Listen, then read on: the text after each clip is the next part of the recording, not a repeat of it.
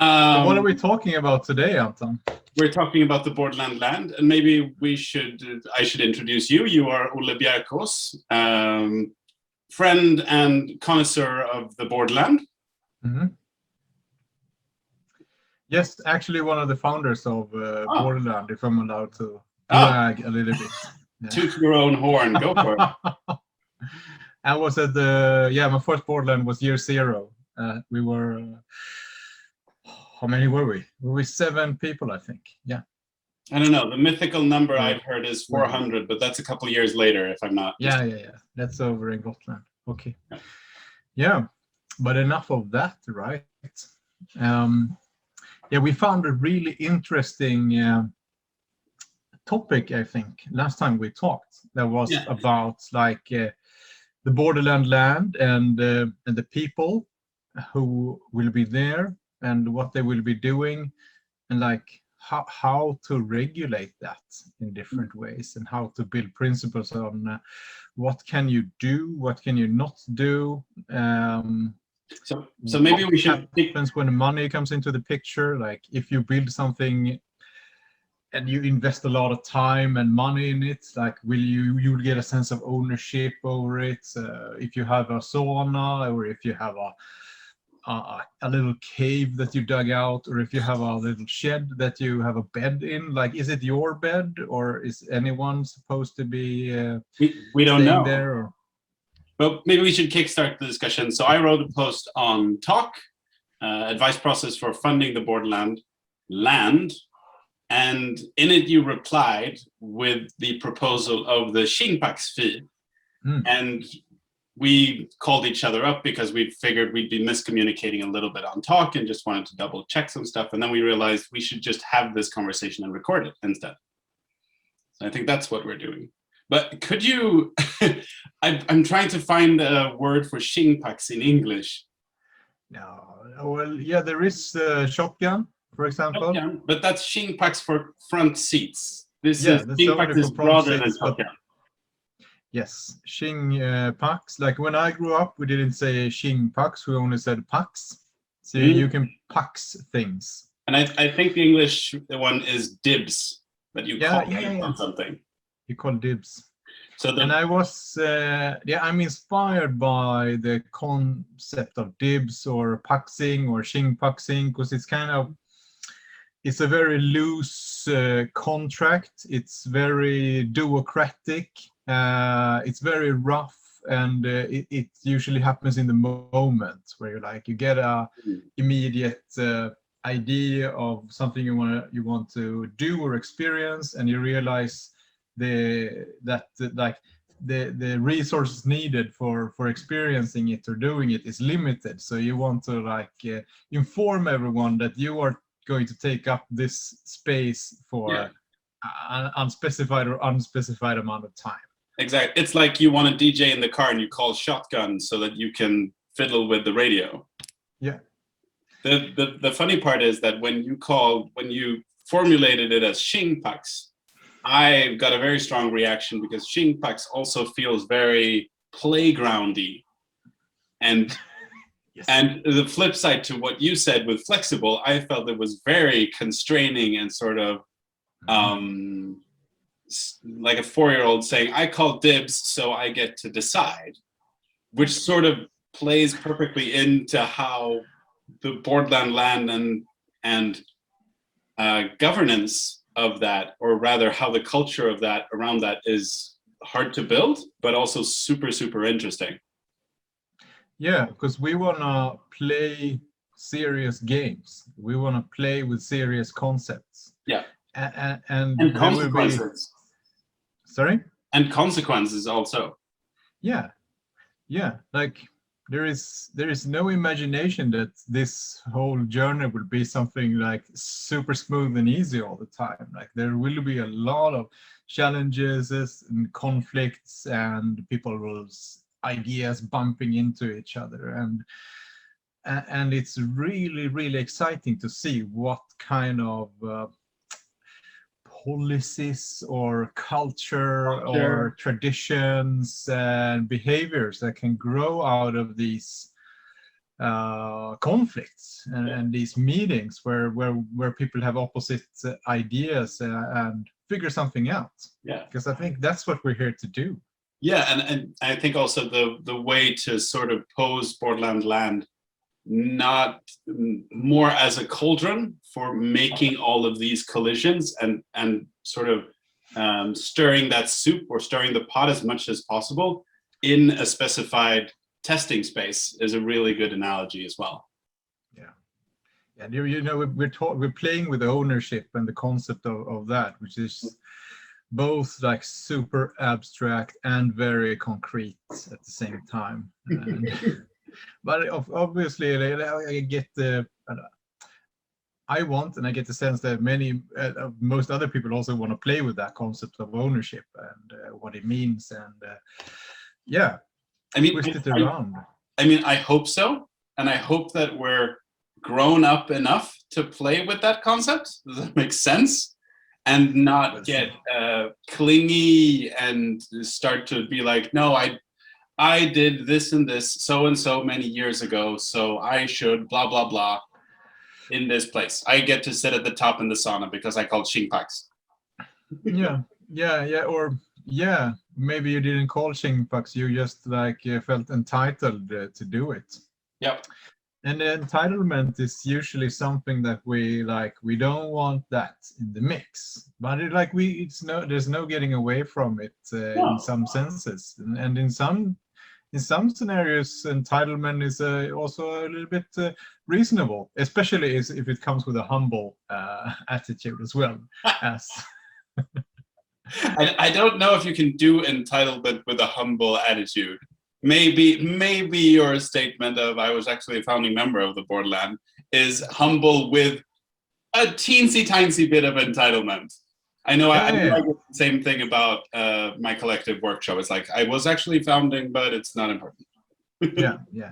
Well, yeah, it's like it's really difficult, the whole issue of entitlement. It's very easy to say that it's wrong and we shouldn't have it, and thereby kind of ignoring it, and that will solve a whole bunch of problems. But it's also interesting to own entitlement, because we all experience entitlement in different situations, in different places. I mean, I actually want to challenge you there. I mean, entitlement it's gonna be there whatever we do, however altruistic and dreamy we dream up things for the Borderland Land.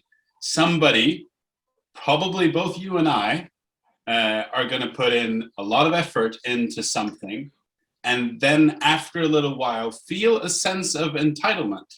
And at some point, something is going to cross that entitlement. Somebody's going to steal your parking space. I'm taking a pity example here because that's usually when entitlement shows up. And then, dare I say, all hell's going to break loose on Talk and in other forums because somebody stole your parking space. But it wasn't about the parking space. It was just that somebody feels that they put in a lot of effort and the community or the thing isn't giving back to them in a proportionate amount. Is that a fair way to talk about entitlement? Yeah, at least from one aspect. I have from my own personal experience of what I'm aware of in myself where entitlement arises is usually it's one place is from tradition. I work in the co-working space, and I have a access membership, so I don't have a fixed desk or anything, but I have my favorite chair and I have my favorite space where I know all the things are. Yeah. And my instincts, if the chair is not there, it's like I have to go look for it. If someone else using it, can I negotiate with them to have another share? You know, I'm exaggerating a little bit, but it's kind of like. But it's like that.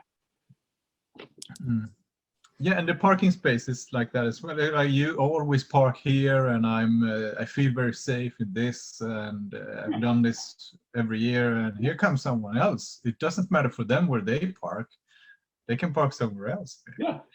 You know? And I mean, we're creatures of habit, and that turns into, it expresses sometimes an entitlement. yeah, absolutely. And I don't know if my share example is really like boiled over into actual entitlement, or in a sense, my feeling of it did, but I don't know. I haven't acted upon it Maybe not in an aggressive way, not yet at least. So, but I mean, let's escalate the example. So yes, let's say the borderland land progresses throughout a couple of years, and then how do I formulate this? For a given place, usually for one of the burns, a certain camp is at this place, or a certain thing happens at this place, and then somebody else wants to do something different, either doesn't know that they've stolen your chair, or they deliberately steal your chair. And then it's a question of how do we handle that? And I've heard a bunch of systems of like writing all the known entitlements down. But I mean, you're laughing because you and I both know that's not going to work, because you can't write everything down like that. Well, no, probably not. Or yeah. Now it's difficult to where would you draw the line? Like, yeah, for how long would you have to be experiencing entitlement for it to be like recorded in our books? Yeah, exactly. Okay, but let's find a concrete example of this. Like maybe I'm thinking about an example of if someone has built something, and I think one sensitive thing to build is a place where you can spend the night and sleep. Perfect example. So if there's a tree house or a cabin or a tiny house or a hole in the ground with some rain cover or anything. So let's say I've built a tree house. Yeah. At the borderland land, because I guess it's going to be an advice process. I built a tree house. It's super nice. I put in a lot of effort into it, but I've also gifted it in some way to the community. Yeah, maybe that depends on what we agree upon, like as a community here, the principles and rules of building things on the land. But yeah, keep going. Okay. So let's try a bunch of simple ones. I didn't build such a fancy tree house, so I don't feel so entitled to it. It's basically just a gift. I don't care about it. Yeah. Simple, it's solved. Anybody can do anything about it. But what happens when I put down a lot of effort, and I feel that whenever I'm at the borderland land, I should be able to use my treehouse? Yeah, that would be a reasonable thought to have in this situation. Like you built it, do you have like what should we call that? Would you like be a priority user, or would you have a permanent Xing Pax on the house? It feels like a permanent dibs. Yeah. We're never gonna have that. That's not possible. Or maybe it is. Maybe it is. But okay, let's say we find a scenario where it would be reasonable. Yeah. To have that. Maybe it's reasonable that I have dibs. Yeah. If I built a treehouse. I have another example of dibs. Let's say I am part of a group that is building a large art piece that will take 2 years to finish. It's Good like example. A temple or something.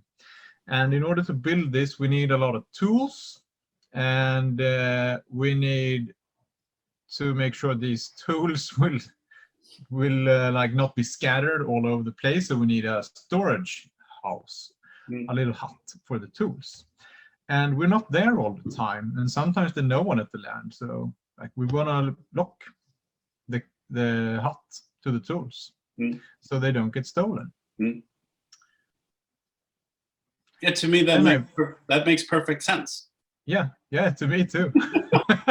Like there's no, and I have difficult time to see that anyone would complain about that type of procedure.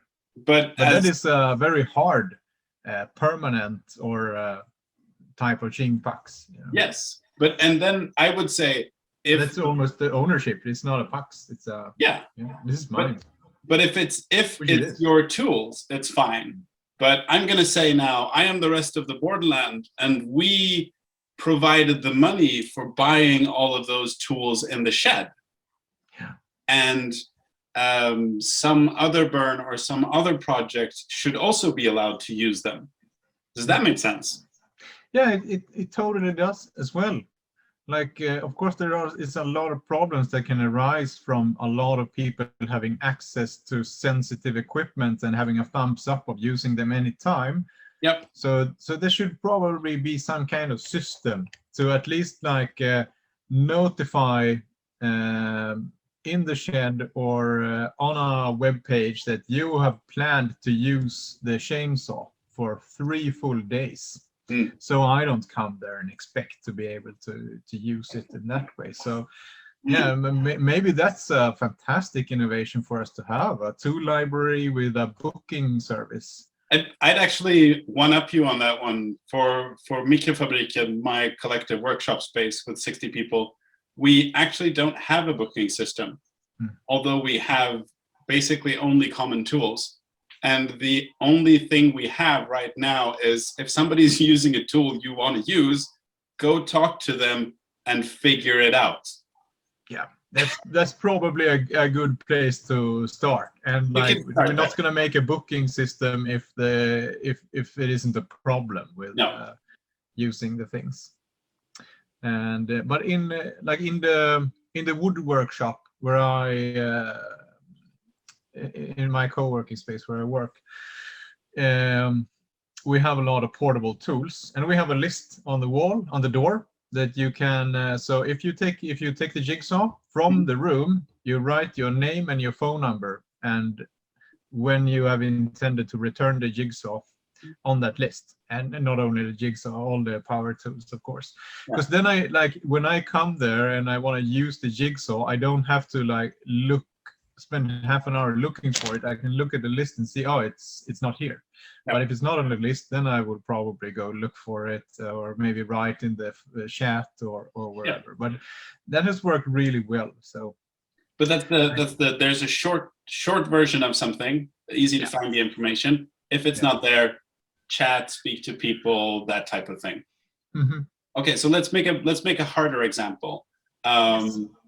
Someone has built a sauna, but it is now started to decay, and I want to build something completely different. I want to build a library there instead, because it would be the perfect space for a library. You can look out over a lake or something, and I want to change it. But then there is also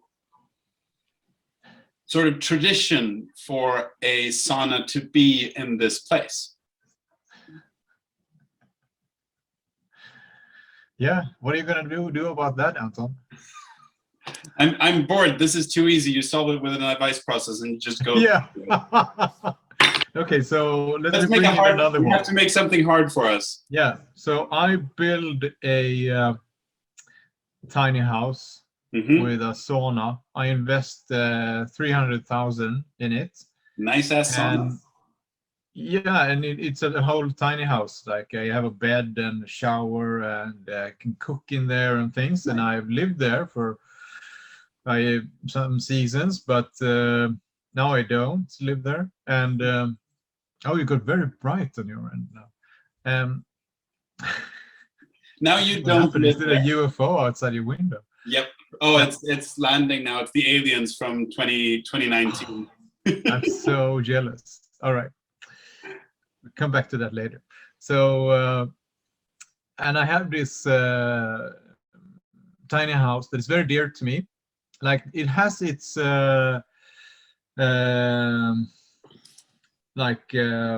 there's some things you have to know how to in order to use it, so that you don't break things. Example, like there's some certain procedure with the sauna. It's well sensitive, and like if you use the sink, you have to be very careful with like opening the valve so that the water goes into certain places and so on, and like it's sensitive, things can break.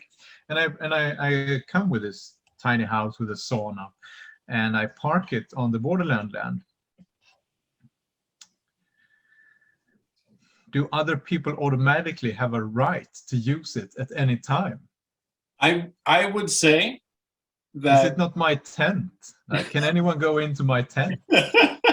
I would say if you're going to leave it when you're not there, Yeah. you have to, I'd say you should make it available to the community in some way. Yeah. But either that's a padlock or a wiki or how to figure out the thing. And let's say this works. Let's say there are so many people in the community that know you, that we take care of this sauna tiny house very, very well. And so that works for 1 or 2 years. And the sort of the regulations is quite loose around this. But then someone, it's always someone, You know who you are. doesn't do the thing with the water and doesn't press on the button at the same time as you had to do the thing. So the whole thing gets water damaged. Yeah. I hope I have good insurance. So what would you say the solution for that problem is?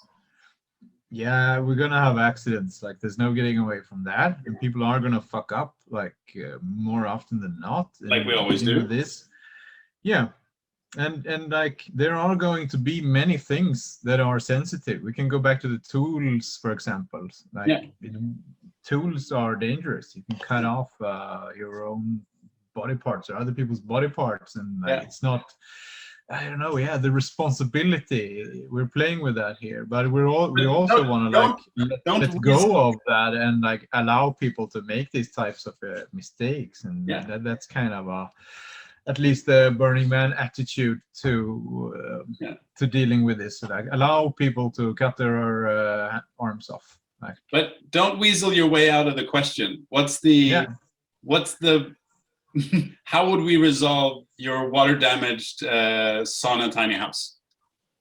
Oh yeah, well, I don't know. What would the goal be? It's resolved. Like, it depends on my reaction, I guess. Will I get mad at everyone? Will it create a really bad mood, and people will start getting blamed? And it was that group over there, and that group has also like behaved bad over there and over there, and like, maybe we should ban them or whatever. And and they don't want to say who it was. Like, so my insurance company doesn't. It's supposed to be their insurance company that covers the damages. So that could be a really messy situation.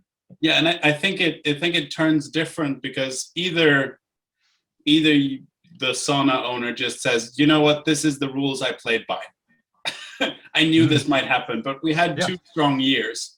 And could somebody help me fix the sauna or help me tow it away, because this project is fucked now? And also that person maybe expresses, well, I'm a little bit pissed that this happened. And this person gets massaged from the community in some other way. Or you get that complete falling out where it's like, you know, the one talk post of, I put in so much work for the community and then you fucked up my sauna. I hate everything. I want 500,000 kroners. Yeah. Yeah. Sorry, man. Not gonna get it. Nope. Yeah. And that's easy to say, of course. But and probably the reality in this situation, or maybe not. Like, yeah, maybe he can, or she, or me. It's my tiny house in this example. Maybe there can be a fundraising. Maybe there is. Maybe not if I express it in that way that you exemplified, hating everyone and wanting everyone's money. I mean, it's a question of feelings and entitlement here, and you could go the whole spectrum from I know what I was doing to I feel violated. Yeah. And to me, depending on where you end up with that, with all the parties involved, the solution becomes different. Yeah, absolutely. But in these scenarios, I think, as you mentioned, like the persons who are having bad experiences, this will probably need some massage from the community, and like a little bit of respect also for that people cannot control completely their reactions to things and will react in an assholey way, but they can sometimes actually be get over that, and it can be beautiful again. Yeah, and the same thing when you do something at a place where there's a community of 10,000 borderlings. Yeah. It's not always gonna go exactly your way.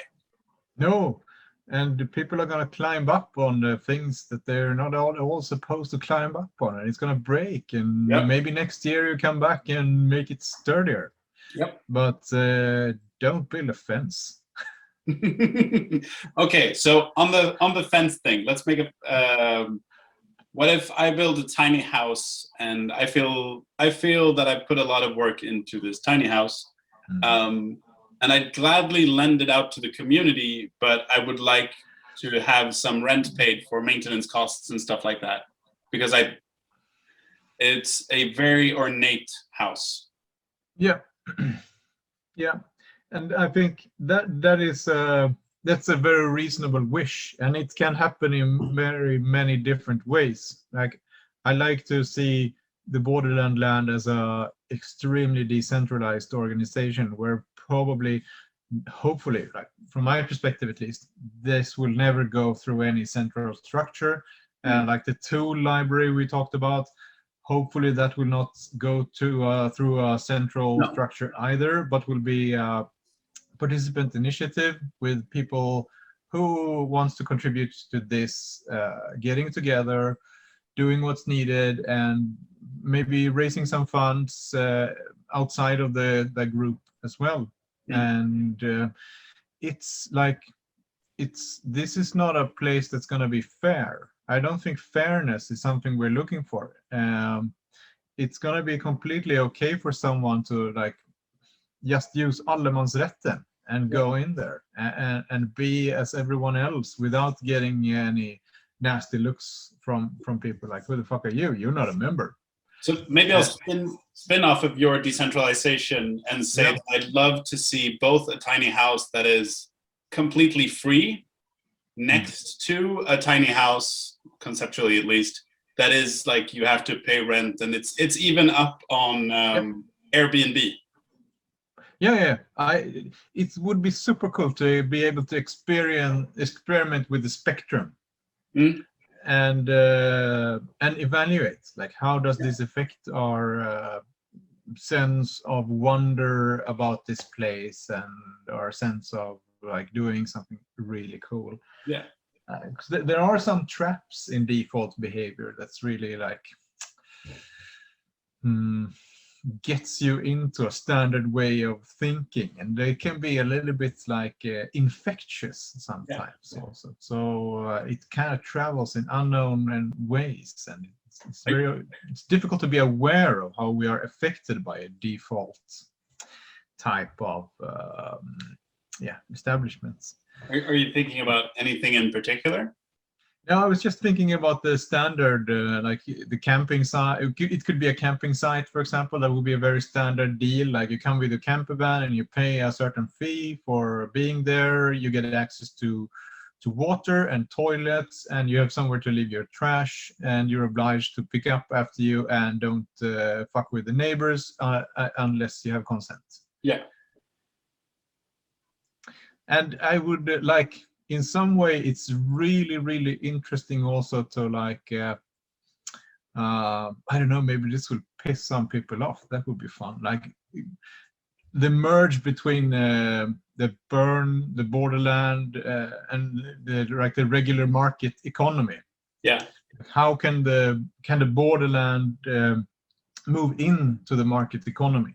That's an interesting and an interesting discussion. I feel afraid of it because this, like, but if I could just finish, it's also like it's important to challenge those norms and not be like isolationists.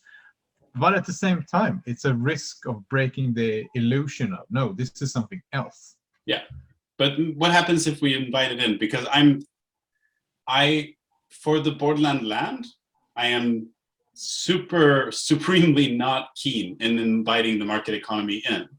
But for my workshop, it's thoroughly run by market economy, and we have companies inside my collaborative workshop. So I do enjoy that benefit, and I do like that concept. But for the borderland land, somebody raised on talk like, okay, so what if I start a business that I run from the borderland land? I make decorative pine cones, and I sell them to the market economy. And should we then figure out a tax for the borderland land? Should I be able to do it for free? Do I do it holistically for the borderland land? What's the makeup there? What's your thoughts? Yeah, there are many interesting layers in this question of a person doing pine cone art, or someone organizing a mindfulness retreat for high-paying CEOs and people, and the taxing of profitable events, or if there should be profitable events or profitable camper vans on Airbnb or anything really. And one point of looking at it is from the pragmatic view, and there's a lot of opportunity. It could bring an income to the community that could give us money to improve infrastructure, build a road if we want to do that, and bring water and solar panels, and I don't know, a spaceship perhaps. And yeah, I think there is this is something that needs to be dealt with a lot of care, and should not be expected from anyone to be received with love, these types of ideas of making money. At the same time, it's like the borderland, everything is part of the market economy. It is. The land is part of the market economy itself. Every festival that will be organized there, an event, and so we'll have a cost to it.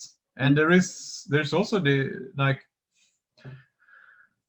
it's a little bit, just to interject, it's a little bit unfair to say that there's a cost associated with all the burns, because the cost is also sort of like stepping into a Swedish home. You leave your shoes at the door, and that sort of stays out of the home in a sense. And that's also part of the magic of it. Yeah, definitely. So I find we can look at it also that we have there is 365 days a year. Yep. Maybe there are a set number of days throughout the years that are available for commercial activities. Come here, make as much money as you can dream of, and we're gonna get super rich and go for it. That could be hilarious. But on the other days, it's decommodification, completely different style. That would be an interesting way to put it. There's the part I'm most scared of for businesses at the borderland land, if I'll formulate it as that, is that they get entrenched and entitled. Yes. And then the flexibility disappears. Yeah. But if we sort of encourage everything to be ephemeral and to change, then if somebody goes there and makes $1 million out of something, I don't know what, and at the same time Kate takes care and contributes to the community and is good in all the other ways, I don't care. That sounds awesome, whatever they did. Really good Aufguss ceremonies in a sauna. Yeah, I think it's possible to do this in a way where we also maximize the weird exploration of building a completely new type of foundation for society and togetherness to grow. I mean, I was going to argue that it sort of doesn't match the decommodification and so on and so forth, and the charter for the borderland land is to sort of find a place to experiment with borderland culture. But Yeah. I mean, there's already a leave permanent trace type of ethos starting to run through the borderland land. So that breaks one principle. There's nothing wrong in breaking a second or a third one as well. Let's break them all. Yeah. But yeah, this is something I would love to hear more people's opinions on. Like, Yeah. on what could go wrong in this, because like the experience of being at Burning Man, for example, and going into a camp where a plug and play camp where people have just bought a ticket and someone else has organized everything, and like there's people cleaning after other people that are hired to do that on the place. That is something that disrupts the experience heavily. Yep. It really does. At the same time, it's Maybe that could be a good thing, that could be a bad thing. Yeah. Because it's like, okay, this is the reality we live in. This is like the inequality is also present here.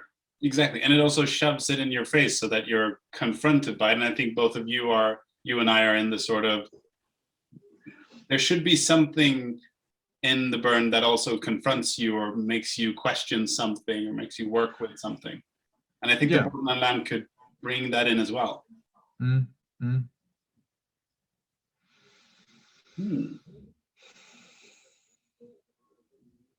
Yeah. This makes me oddly curious and also not so set in my ways or preconceptions, which is good. Yeah, I feel we're on a dangerous path here. I really do. Yeah, because all the things that I can see as problems, or general fears, like somebody gets locked in, gets super entitled, the finances don't work out, the whole place burns down. Finances don't work out is like, okay, but this is a place to learn. Somebody gets super entitled, well, that's just massaging the thing and being good. The whole place burns down means we have a completely new field that's also scarred. That seems super cool. I forget what the first one was, but it seems like all the problems here just play into more possibilities. Yeah. I like one reason why I like the idea of experimenting with these concepts that are also a little bit scary. I feel like such a wimp but one aspect that is interesting with this is like avoiding stagnation. For me, at least, the much of my love of this borderland Burning Man culture comes from having a different experience every time I go. Yep. And when it stagnates, it loses some of that magic of being able to explore something I've never encountered before. Yeah, and the completely safe borderland and the completely structured and known borderland land is also stagnated. Yeah. There's nothing fun, there's nothing new to explore, there's nothing to learn. Yeah, and then it could just grow, but in the same way. Yeah. So I think it would be really interesting to be clear or to have that kind of agreement with anyone making commitments to larger initiatives or projects on the land, that everything could change. Yeah.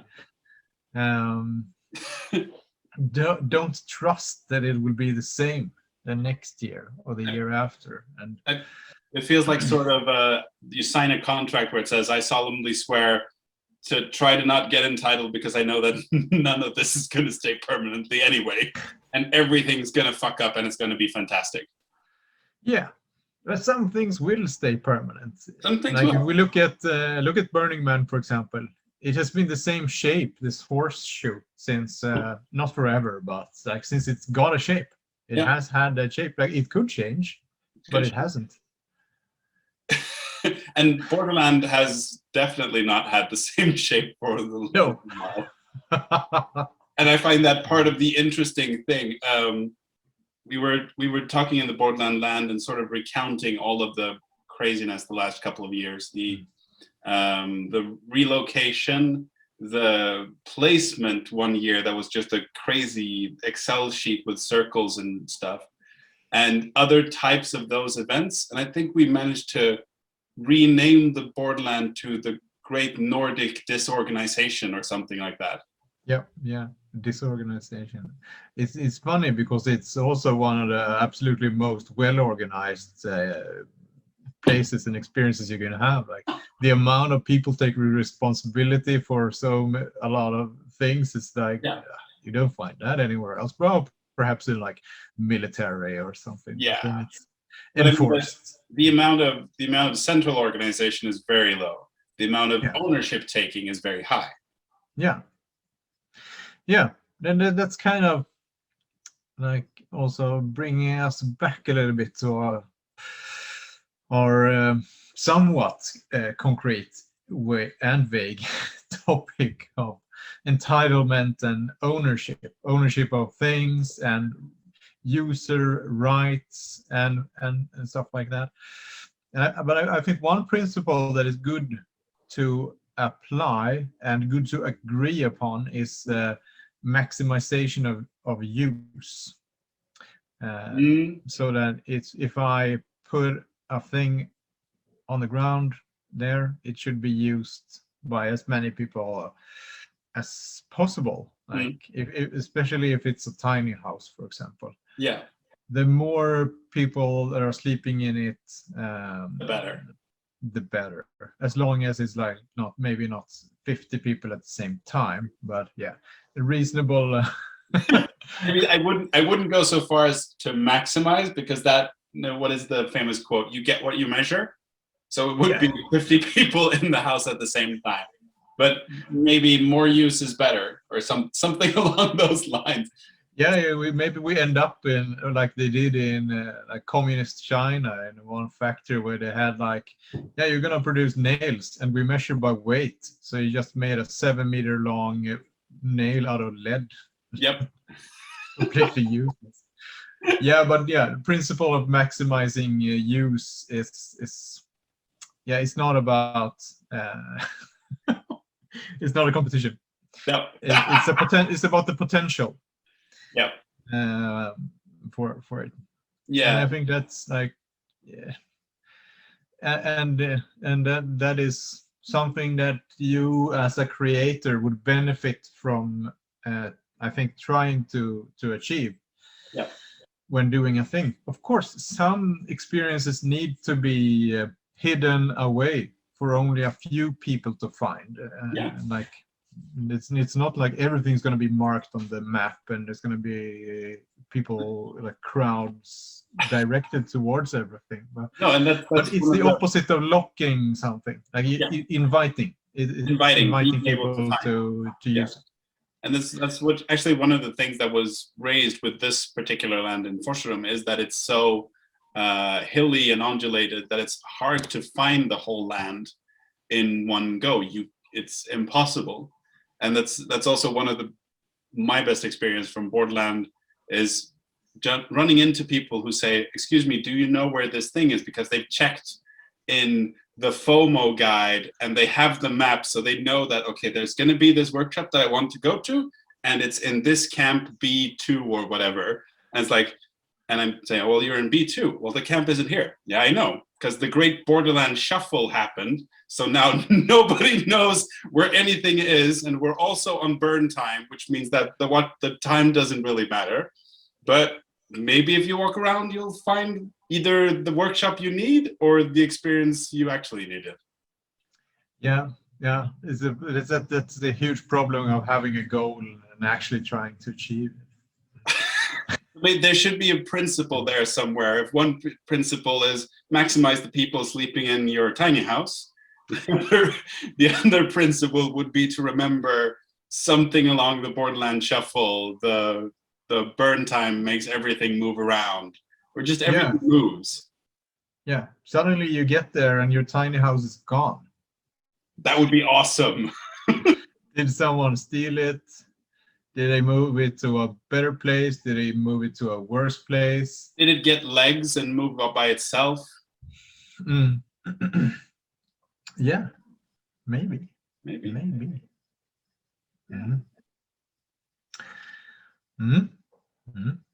Shall we wrap it up? We said. Yeah, I think so. Yeah, I think so. Like I have a, I don't know.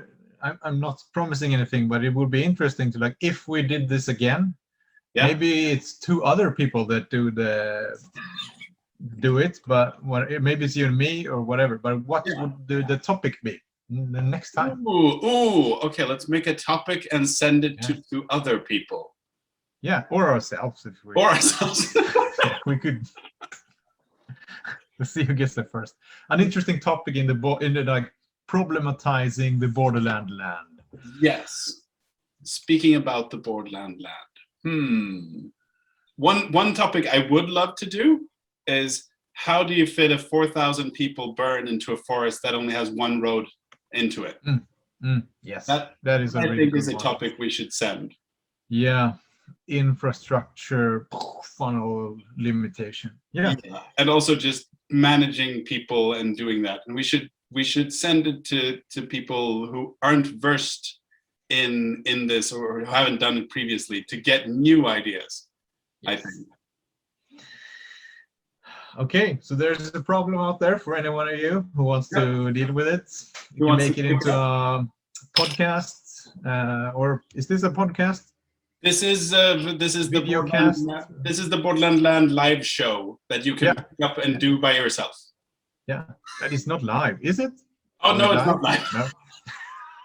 But however, I will do a shout out. There will be a Borderland Land live show fundraising thing on Sunday, April the whatever April it is this week, to get the final funds. And I'm saying that here because if somebody's actually made it to the end of this, they will know that they can find at least me, maybe you as well, on Sunday on Twitch and on Zoom, doing the final push for the Borderland land.